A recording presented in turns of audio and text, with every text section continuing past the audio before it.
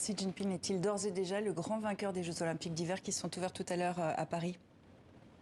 En tout cas, en termes d'image, il a une image extrêmement forte. C'est pour ça qu'on a beaucoup, Human Rights Watch, avec un grand nombre d'organisations, interpellé les différents organisateurs, le Comité international olympique, les sponsors et les gouvernements pour appeler à ce qu'on appelle un boycott diplomatique, c'est-à-dire que les gouvernements doivent s'abstenir d'envoyer des représentations au moment de la cérémonie d'ouverture et de la cérémonie de clôture des Jeux Olympiques. On va y revenir dans un instant. Avant ça, Slimane, le Chinois Xi Jinping et le Russe Vladimir Poutine affichent leur bonne entente et un front uni contre les États-Unis et l'OTAN.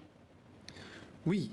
D'abord, pour les Chinois, c'est une occasion rêvée de renverser le cliché. C'est-à-dire, jusqu'ici, on ne parlait de la Chine que sous l'angle du Covid, donc de la maladie. Maintenant, avec le sport, c'est sous l'angle de la bonne santé. La relation avec Poutine, il ne faut pas oublier que les relations entre la Russie et la Chine sont assez ambivalentes. Mais pour ce coup-là, les Chinois condamnent l'extension de l'OTAN vers l'Est, donc vers les frontières de la Russie.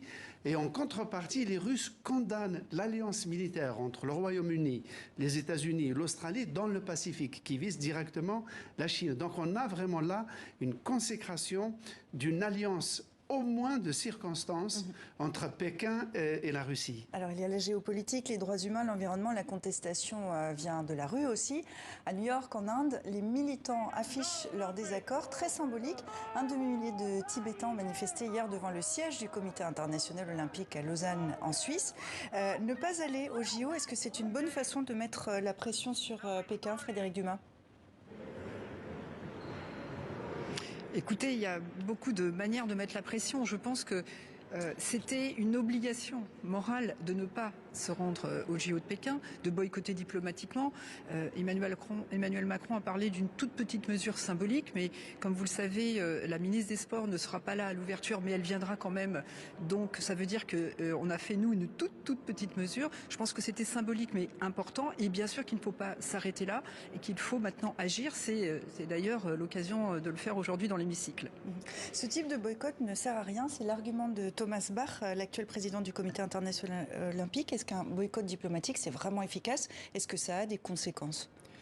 En fait, plus le nombre de gouvernements qui participent à un boycott diplomatique est important et plus le poids en termes d'image peut peser sur le gouvernement chinois. Est-ce que là, ça pèse vraiment ? On va le voir. En tout cas, on voit quand même que le pari est en partie gagné, puisque même si des chefs de gouvernement sont présents en assez grand nombre à la cérémonie d'ouverture, un autre assez grand nombre se sont abstenus, même s'ils n'ont pas officiellement participé à un boycott diplomatique. On voit que le nombre de représentations diplomatiques est relativement bas. Le président de la République, Emmanuel Macron, qui avait parlé, comme comme Frédéric Dumas le dit, de petites mesures symboliques, en fait, envoie sa ministre des Sports qu'à partir de demain.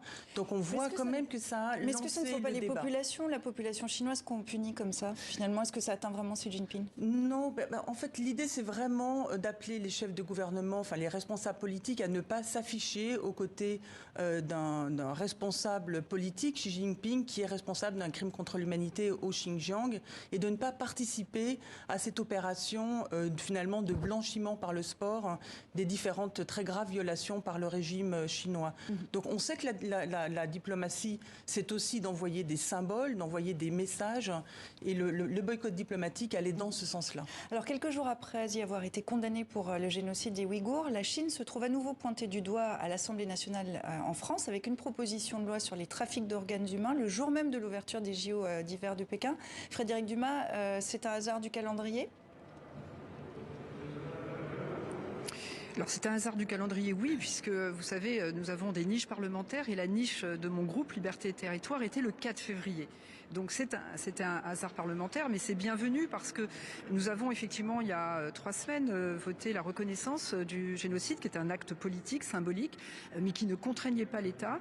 Nous devions voter, discuter d'une résolution que j'avais déposée sur le risque sérieux de génocide qui utilisait la jurisprudence de la Cour de justice internationale pour pouvoir agir. Mais Richard Ferrand, le président de l'Assemblée nationale, a fait retirer cette résolution pour qu'il n'y ait pas de discussion sur sur le sujet de la Chine le 4 février. C'était les conversations que j'avais eues avec l'Élysée. Ils ne souhaitaient pas qu'on parle de la Chine le 4 février. Donc nous avons, avec notre groupe, déposé cette proposition de loi, non seulement pour qu'on parle évidemment de la Chine ce 4 février en France, mais aussi pour qu'on puisse passer à l'action.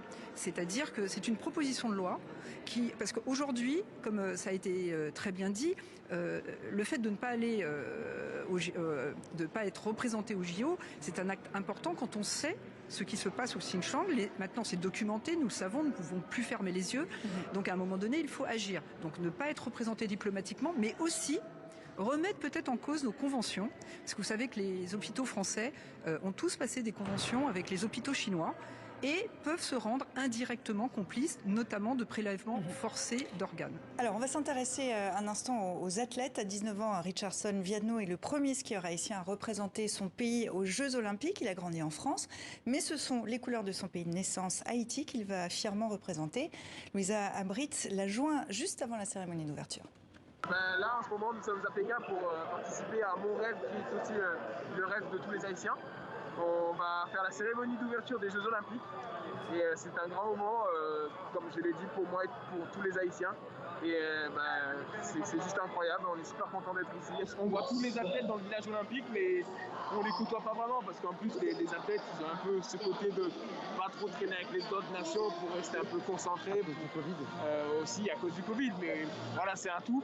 On vient pas ici pour voir le pays, alors c'est sûr c'est dommage parce que la Chine c'est super beau, j'aimerais visiter par exemple la muraille de Chine, mais c'est pas possible.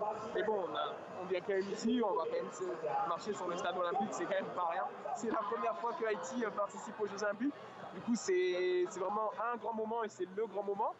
Et du coup, pour tous les Haïtiens qui peuvent me regarder, je leur dis, écoutez, il y a 15 ans, j'aurais jamais cru que tout ça serait possible. Et aujourd'hui, c'est possible.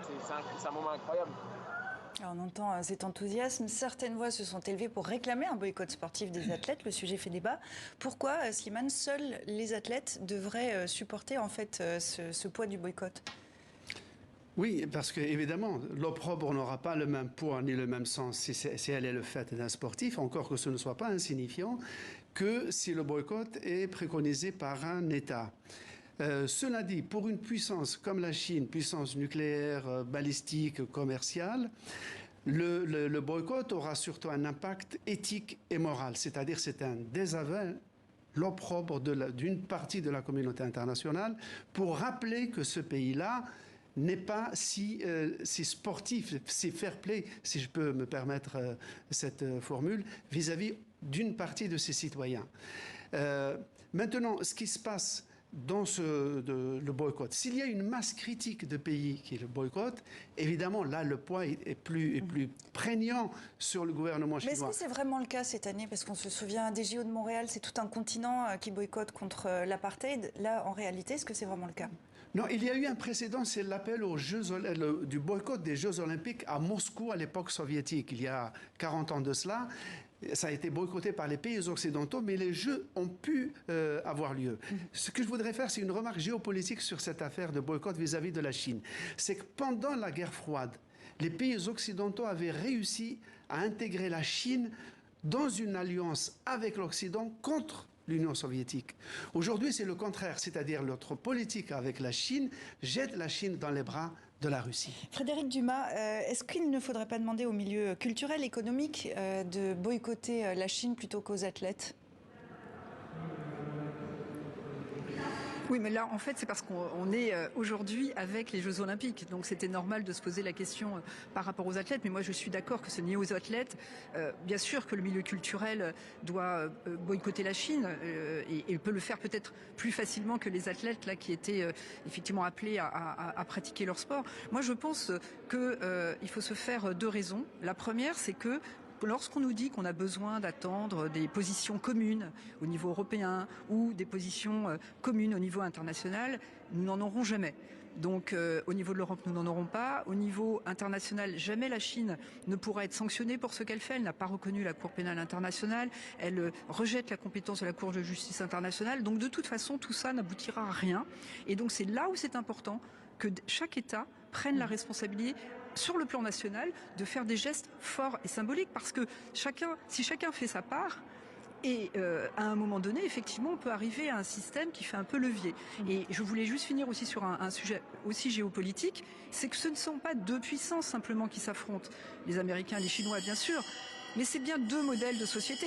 Parce que la Chine, l'ambition de Xi Jinping, et il l'a dit, c'est bien de faire un nouvel ordre mondial, et donc une société, un modèle de société de surveillance généralisée, de répression, et ce modèle-là, il ne veut pas le laisser juste en Chine. Donc je pense qu'aujourd'hui, 4 février, dans l'histoire, avec un grand H, on se souviendra de ce que l'on a fait ou de ce que l'on n'a pas fait, de ce qu'on l'a dit ou de ce que l'on l'a pas dit. Bénédicte Genreau, je reviens sur la question des athlètes. Est-ce que eux, peut-être, vont aussi pouvoir afficher une note discordante en évoquant, par exemple, Peng Shuai qui accuse un ancien vice-premier ministre de relations forcées, de relations sexuelles forcées? Juste un tout petit mot, c'est que le Human Rights Watch ne fait pas peser la responsabilité du boycott sur les athlètes. Est-ce que vous l'espérez? Est-ce que vous espérez peut-être des réactions de leur part? Alors, en fait, ils sont placés dans une situation extrêmement difficile, comme on le sait. En fait, les Jeux Olympiques se passent dans un endroit extrêmement clos, avec une surveillance extrêmement étroite de la liberté d'expression des différents athlètes. Un certain nombre d'athlètes se sont exprimés avant les Jeux Olympiques en disant qu'ils étaient en colère de se retrouver dans cette situation de porte-à-faux,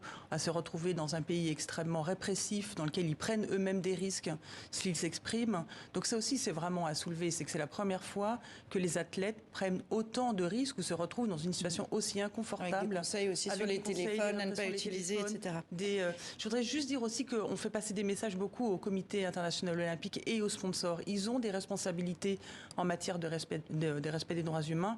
Or, le CIO n'a pas joué son rôle sur le sujet et les sponsors pourraient le faire beaucoup plus. Ils ne l'ont pas fait sur les Jeux Olympiques de Pékin. Ils n'ont pas expliqué en quoi ils avaient mis un certain nombre de mesures en place pour qu'ils ne contribuent pas finalement à la commission d'abus en Chine. Alors,